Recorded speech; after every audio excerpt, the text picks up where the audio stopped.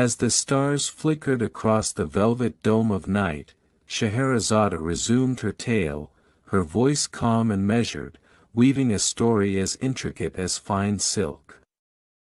King Shahryar, lulled by the rhythms of her words, sat still and attentive. O king, not all wealth brings blessings, and not all bargains end in profit. Let me tell you now of a merchant whose hunger for gold outweighed his caution and the Djinn who punished him for it. In a bustling city, where minarets pierced the sky and the air was thick with the scent of spice and smoke, lived a merchant named Samer. He was a man of great wealth, with ships in every port and markets that whispered his name. But for all his riches, Samer was greedy. His heart was never full. He drove harsh bargains, cheated his partners, and scoffed at charity.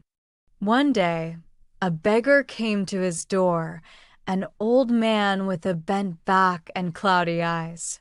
"A morsel of bread, noble sir," the beggar pleaded, "for I have not eaten in days."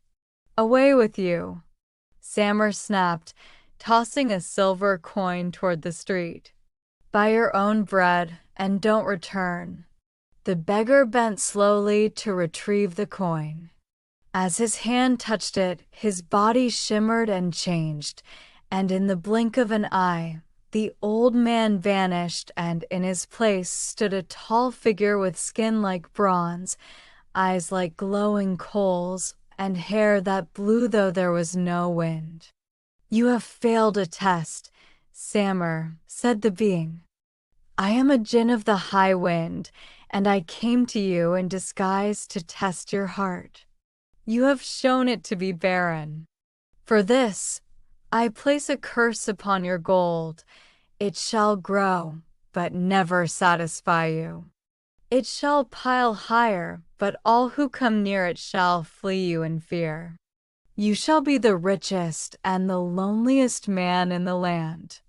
In an instant, the Djinn vanished, leaving Samer trembling on his doorstep. At first, Samer dismissed the encounter as a trick of the sun. But over the next days and weeks, his wealth multiplied. Chests filled themselves. Coin purses overflowed. Jewels appeared in his storerooms. Gold poured from his coffers like water. Yet with the riches came a strange dread. Servants who once sang his praises now averted their eyes. Friends stopped visiting. Merchants ceased trading with him. His children grew silent and distant. Even his wife, Sharok, withdrew into a room of her own and locked the door. Soon, rumors spread that Samer's fortune was cursed. His laughter was heard echoing through empty halls. He began to speak to his coins, holding them in his hands as if they were living things. But they never spoke back. Loneliness gnawed at him. The larger his piles of treasure grew, the smaller his world became. No one came near. Even his reflection in the mirror seemed to turn away. Desperate to undo the curse, Samer sought out wise men, soothsayers, and travelers from distant lands. Most were too afraid to enter his home. One, an old woman with wrinkled hands and a milky eye, agreed to speak with him. "You may break the curse," she said, "but only by performing a deed that brings joy without gain. You must give without thought of return and mean it with your soul." Samer, shaken and gaunt, wandered the city in secret.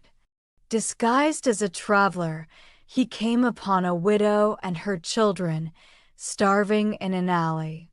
Something in their eyes reminded him of what he had once been, a boy with empty pockets but a full heart. He gave them food, shelter, and clothes. And when they asked why, he said nothing, only knelt beside them and wept. That night, the Djinn returned, this time not with fire in his eyes, but calmness. "The curse is broken," the Djinn said.